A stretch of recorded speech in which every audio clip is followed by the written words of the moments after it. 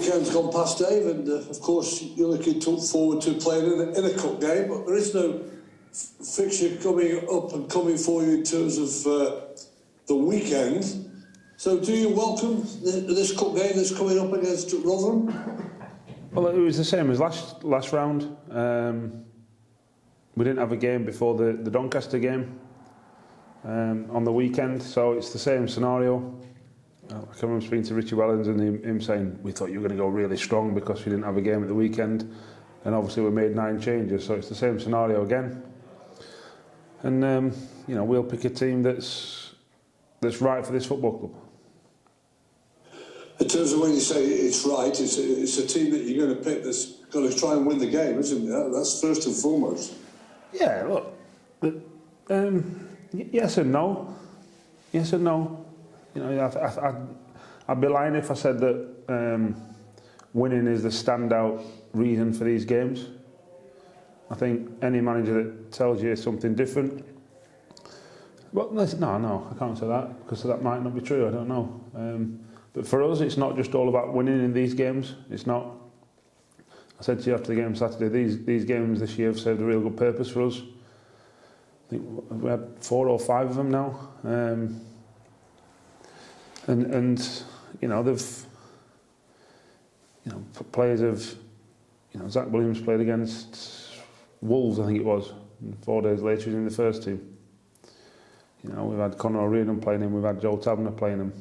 You know, these are 17-year-old lads that are, you know, finding their feet in first team football, and they're a real good way for us to test our players. So, you know, it's the hardest test.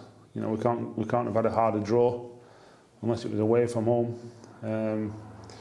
They've got a whole squad of men, a whole squad of top-end League One players. You know, Championship team last year. You can't get a tougher draw. But you know, and we've got to do what's right for this football club. Well, if I'm reading it right, then are you trying to say that the fixture coming up is another opportunity for players that may have been waiting for action, and perhaps 1 or 2 of the younger lads to develop them? You'll find out tomorrow night. Clouseau.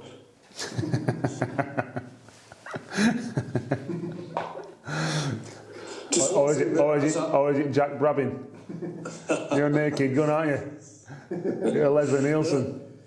There's definitely been one thing that's happened due to COVID coming along, unfortunately, and it's not just your football club, but it's something that you've got in your club anyway, is that you've asked players to play in certain different roles and different areas that probably the normal way that they would be picked. How important is that versatility at lower league level and in the modern day game? It's huge. It's huge. It's only when you get to the probably real top level that you don't get to see it. But then even still, you can still argue that James Milner is a utility player for Liverpool.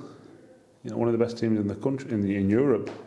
You know, so there's still room for that. If you can, the more positions you can be good at, and if you can master them, even, you know, you're onto a winner because you'll play lots and lots of football. We don't try and pigeonhole our players, bringing them up. We try and give them as much opportunity to experience other positions as they can. Now, sometimes, you know, it's obvious that X player is definitely a centre half or X player is definitely a centre forward, whatever. But by and large, we try and give, you know, Luke Offord, when we had him at 13, he was a holding midfielder, right back and a centre half, for example. Zach Williams has been a left winger, number 10, left back, holding midfielder, centre half. You know, so there's a whole area of our development that we hope adds to their versatility, and that's important for a club of our size and our resources.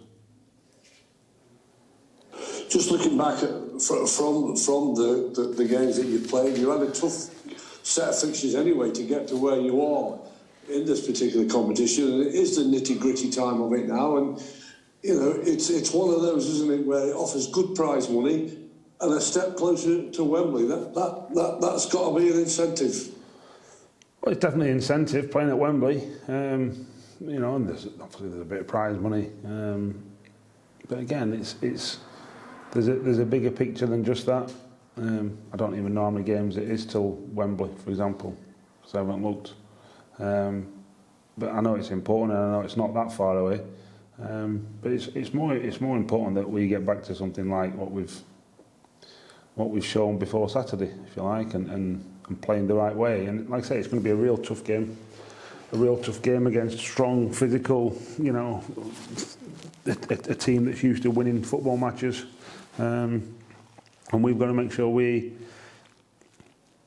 play as well as we did at their place, but in larger spells. We had the last 20 minutes of the game at their place, and that was enough to get us a point. We're hoping for a lot longer than 20 minutes tomorrow night, and hopefully, you know, we'll score more than one goal as well. We've had a few hours to assess, as you've already just pointed out. You know, it wasn't good enough on the weekend for you to assess what went on at Burton.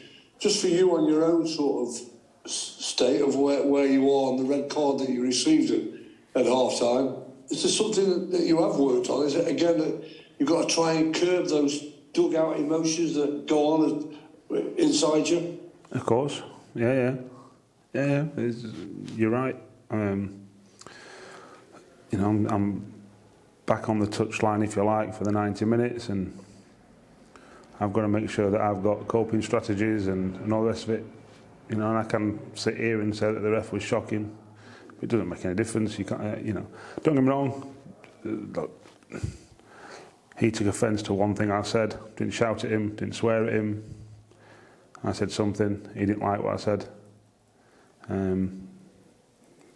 50 minutes later, I'm walking back onto the pitch. He said, "No, you can't go out there." Why 15 minutes later, I don't know. But the fact of the matter is, I've got to make sure that I set a better example and lead better than what I did.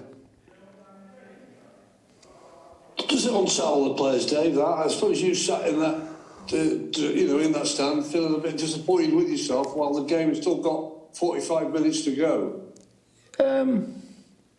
You'd hope not. It didn't unsettle me if the manager was on the touchline or not. I knew what the job was.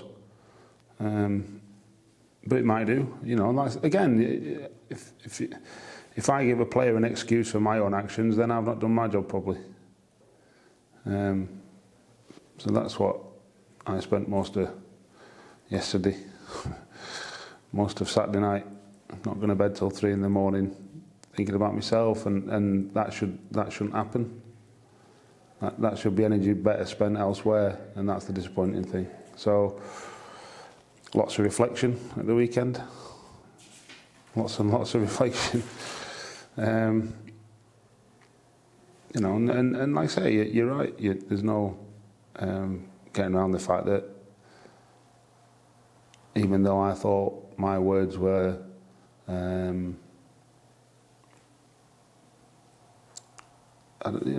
reasoned and calm and not offensive in any way, the referee saw it different. And I should not have given the ref. If this was a player and he did a tackle, I'd go, you can't give the referee the opportunity to send you off. I give the referee the opportunity to send me off, and he took it with both hands. Well, let's look at the January transfer window then, if we can, in terms of on a general picture. First of all, with where we are with COVID, that's hitting the country and in the football matches in general as well, that they're not played.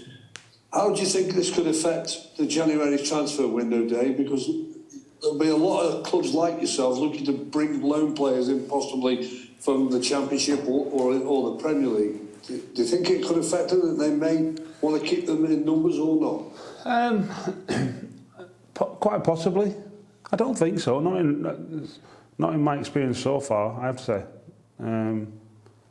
I haven't had anyone say no because we're keeping them because of COVID. I think they get to a point where they're saying, actually, we will you know, they can go out on loan or they can leave the football club or whatever, because it's the right thing. You can't be, you've got to be mindful of it, but you can't be dictated to because of it. You've got, it's another thing that we've got to, you know, be aware of when we're managing, if you like, and making decisions. But I don't think you can. We can't make decisions based on the fact that we might get COVID or we might not. We've got lots of stuff in place, and I think we've had a maximum of 3 at any one time, and it's like, and that was under 18s players before Christmas, you know, because we've put everything in place and we've told them that they've got to behave properly. And don't get me wrong, I spoke to Burton, I think they had 14 before Christmas, so it can happen. But if you're going to get 14, it doesn't matter how many players you've got, the game's getting called off. So, you know, you've got to make decisions that's right for the football club based on normality. And I think clubs are taking that approach. In my experience, I haven't come up against anyone so far who's gone, actually, no, you know, we haven't, we're not making that decision because of COVID. Are you expected to do business, you know, early days? How's it looking, and, you know, what sort of preparations have gone in? It's a never-ending thing, recruitment. You might get a few weeks off, first couple of weeks of September, but that's about it, and first couple of weeks of February, but even then, not really. There'll be movement, I'm sure there'll be movement. When? I'm hoping sooner rather than later, and you know, we'll go from there. When you say sooner rather than later, is that the feeling that, you know, you need bodies and you need sort of players straight in to bring input into the team, not players that you're just going to look at and try and progress? They've got to be ready-made. Yeah, I think so. You know, I think we've got to make sure that we get it. We get recruitment more right than wrong. That's always the aim. And we've got to improve the team. It's as simple as that. And bringing in a player that we may have to develop might not be the case. But then, if that player's good enough, you know, and then you know, there's nothing wrong with him developing if he's already above our level. So there's not, you know, there's that area of kind of development. So we've got to make sure we pick right, and we'll go from there.